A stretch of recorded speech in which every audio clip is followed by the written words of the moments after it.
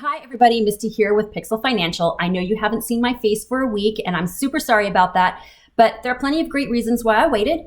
Reason number one was that I knew that a lot of information was going to be coming out this week and I wanted it to have some time to come to some sort of conclusion before I did a video because I really only wanted to do one video for you guys this week. The second reason was that my virtual desk was getting overrun with tax returns that I needed to do, so I took a lot of time this week and got caught up on that. So I have some happy clients. I'm pretty happy and that's always a great place to be. And then the third reason is my hair. You can't really see it in these videos, but it's purple.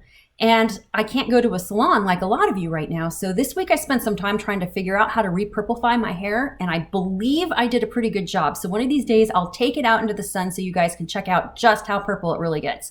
I know some of you are gonna have some comments. It's okay, I'm totally cool with it.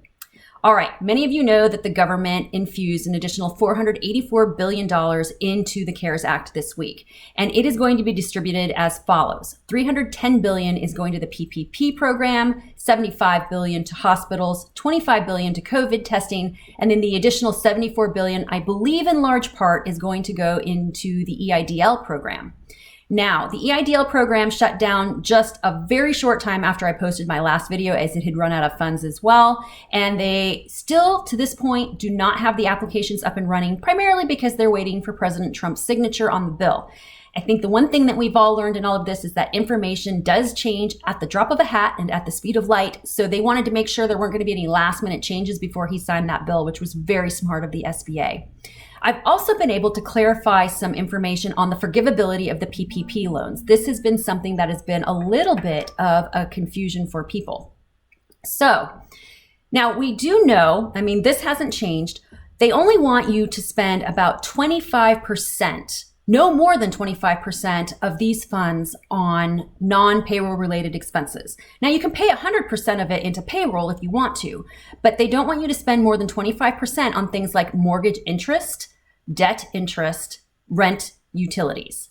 And by debt interest, I mean things like credit cards, lines of credits, maybe you have some equipment financed.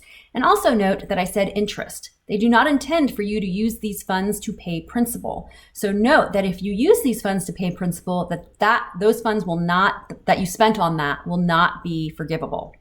And of course, documentation here is going to be key. And I cannot stress this enough. You cannot document enough for this. I would rather you document too much than not enough.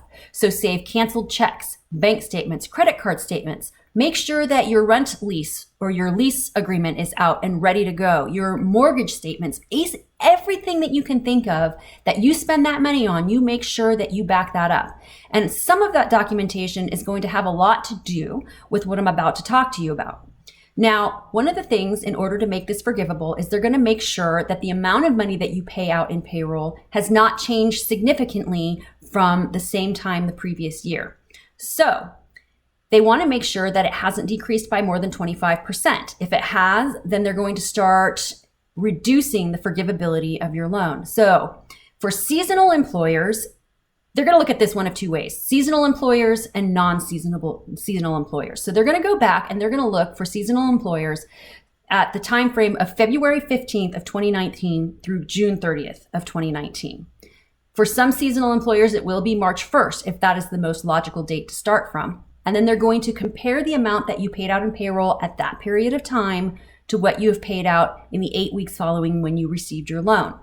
If it is decreased by 25% or more, that is going to start to affect the forgivability of your loan. If you are a non-seasonal employer, you're going to have a couple of different periods to look at. The same period, February 15th of 19 through June 30th of 19, or January 1st of 2020 through February 29th of 2020. So that's in terms of the actual salary or hourly wage level. The other thing they're going to be looking at is number of employees, and they are calling it the average full-time equivalent. So I'm going to call it the FTE. Now, I'm going to do that calculation for you in another video, but just know that this is something that you need to be looking at now. So I would be calling your tax professionals, your CPAs, your managerial accountants, your consultants, whoever you need to help you figure this number out.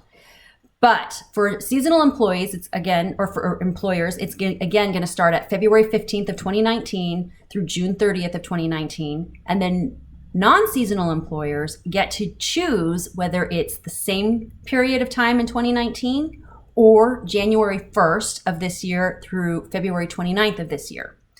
And what's going to be calculated is your average full-time equivalent in terms of the number of employees you have.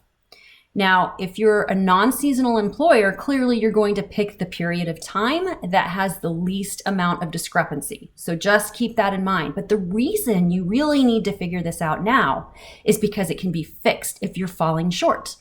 By June 30th, as long as you've done this by June 30th, you can actually hire the employees that you need in order to make sure that your wage levels are where they're supposed to be, as well as your full-time equivalent ratio is where it needs to be.